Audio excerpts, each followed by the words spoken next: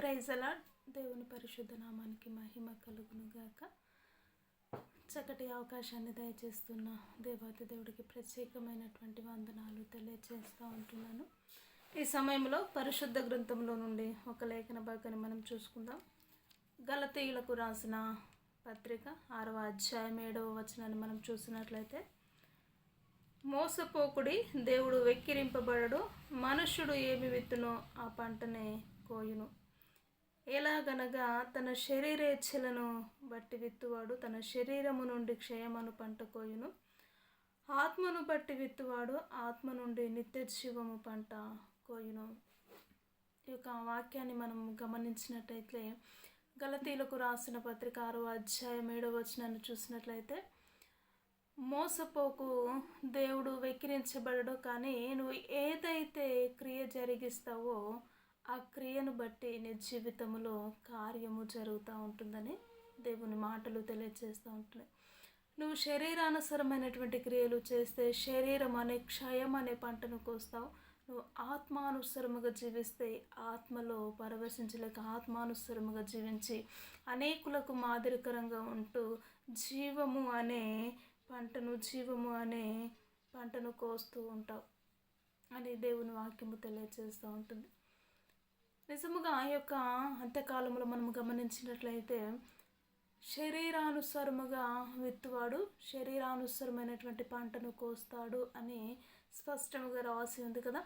అయితే నిజముగా శరీరానుసారముగానే ఈ యొక్క అంత్యకాలములో ప్రతివారు శరీరము ఆలోచనలు, సొంత ఆలోచనల చేత, సొంత తలంపుల చేత, ఆ విధమైనటువంటి కార్యకలాపాల చేత జీవిస్తూ ఉంటున్నారు. అయితే మనము దేవుని బిడ్డలము కనుక, దేవుని సన్నిధిలో నడుస్తున్న వారము కనుక, దేవుని అంగీకరించి ఆయనను పోలి నడుచుకున్నవారు ఆత్మానుసరముగా ఆత్మల కొరకు ప్రయాసపడాలి. మనం ఆత్మలో జీవిస్తూ, ఆత్మ అయినటువంటి దేవుణ్ణి వెంబడిస్తూ, ఆత్మలో నడుస్తూ, ఆత్మ సంబంధమైనటువంటి వారు పాడైపోతున్న వారి కొరకు ప్రయాసపడే విధానము, జీవితము మనకు కలిగి ఉండాలి కదా. ఆ విధమైనటువంటి జీవితము లేక, ఆత్మానుసరముగా లేక, శరీర ఆలోచనల చేత, శరీర క్రియల చేత జీవిస్తూ ఉంటున్నారు. ఆ విధమైనటువంటి జీవితము ఎన్నటికీ సరైనటువంటిది కాదు. నువ్వు ఏదైతే శరీరానుసరముగా ఆలోచన చేస్తూ ఆ యొక్క పంటను విత్తుతావో ఆ ఫలాన్ని కోస్తావు.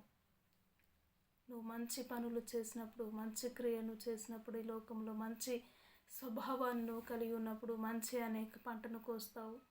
ఈ లోక యాత్ర ముగిసిన వెంటనే నీకు అనేకమైనటువంటి సాక్షుల ఎదుట నువ్వు నిలబడే విధముగా నీ జీవితము ఉండాలి.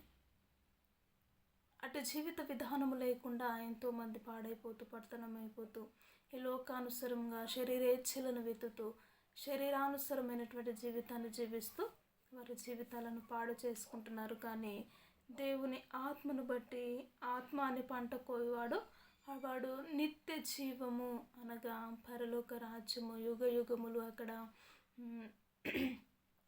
దేవునితో నివాసము చేయడానికై, నిత్య జీవానికి వారసులు అవ్వడానికి దేవుడు మనల్ని పిలిచాడు. కాబట్టి అటు జీవిత విధానాన్ని మనం అందరము కలిగి ఉండాలి.